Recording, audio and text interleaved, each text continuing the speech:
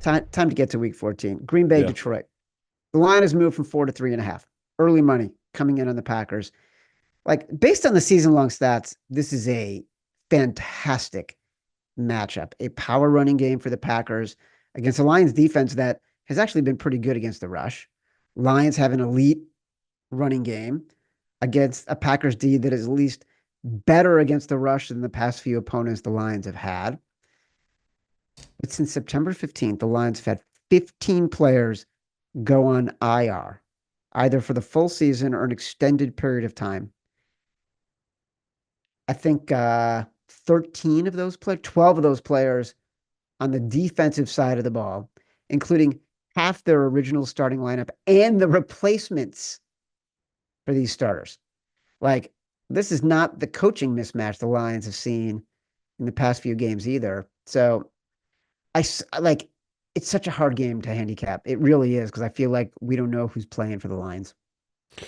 Yeah, I would say a couple weeks ago would be, but this one feels really easy where you just talked about it. It's like they don't have the defense that gets stops. I mean, we saw it even in that second half, the Bears looked like a totally different team. It was because the Lions just simply couldn't stop them, right? I mean, Caleb really figured out how to push the ball down the field, and you saw that, all the injuries to their linebackers, it's going to catch up to them. And same with all the guys in their D line. It's like that stuff you can hide it if for a little bit, but eventually, like, we're getting late here, and you guys, I mean, you're in the best division of football right now. This Lions schedule is tough because they're playing all these really tough divisional games here. So 2, 3 weeks ago, me and you would automatically have been the Lions here. We do not trust Jordan Love at all.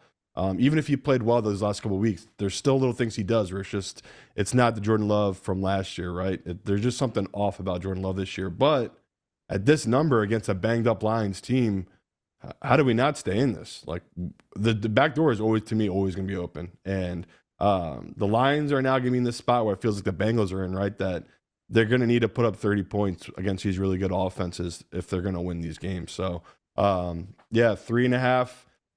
It does feel a little too easy. That's the scary part. It's like, why is this not at 3? But we'll take the value. I'll take the 3.5 right now while it's still available.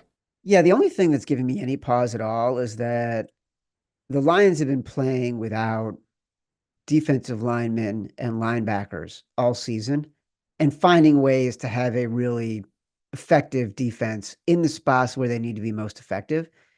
And they've now got a week to figure this out. I mean, part of the reason why they looked so bad against the Bears is because it was happening in real time. And it's hard to just sort of make those adjustments in real time when you're losing a defensive player every other series, if not every series.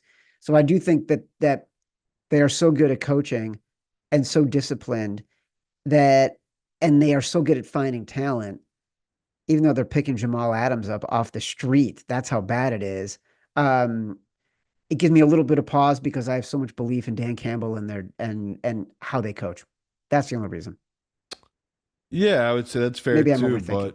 But we saw when they played early this year, if we talked about it, if you took away that pick six, the Lions win 17-14. And it's like a really close, ugly game. That's Jordan Love coming off or still playing with a bad injury in that game. That's So true. it's just, even last year we talked about they played in the Thanksgiving game, and it was like, wow, this Green Bay team actually matches up really well offensively against that Detroit defense. And that was when Detroit was healthy last year. And this year, they're not. So I get where you're coming from. Like, we're scared of the Lions because we've been Yeah. betting them so hard and we really like them. But I just think it's all about this number here. And in this divisional matchup, take the 3.5.